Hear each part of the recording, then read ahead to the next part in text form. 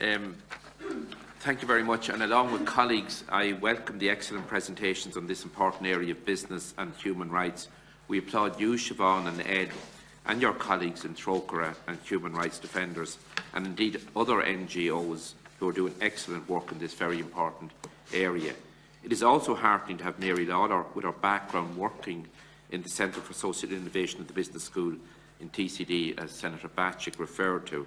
That research from TCD presented this morning gives us a very clear message that these issues need to be addressed nationally as well as internationally.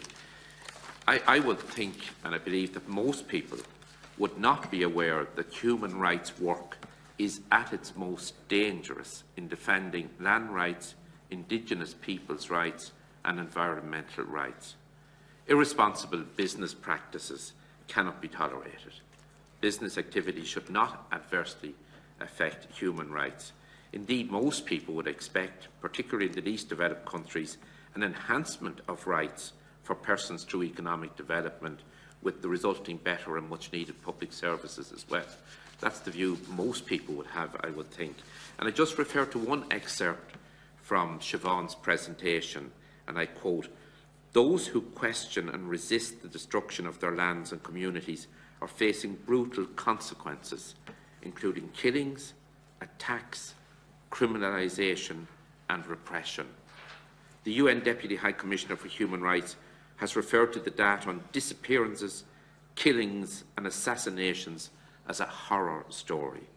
Since 2015, more than 2,000 attacks on activists working on human rights issues related to business have been documented by the Business and Human Rights Resource Centre.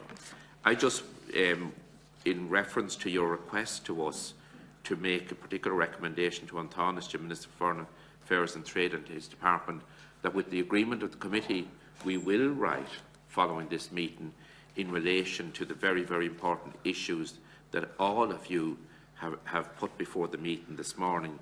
And you have asked us, Siobhan, in your presentation, that we recommend to An Tánaiste to ensure that there is a stronger regulation needed, both nationally and internationally, to provide a legal framework to ensure business corporations do not violate human rights in their operations. And you're recommending that Ireland adopt mandatory human rights and environmental due diligence legislation, Ireland to support EU mandatory human rights and environmental due diligence legislation, and Ireland also to support and contribute to the development of a UN binding treaty on business and human rights.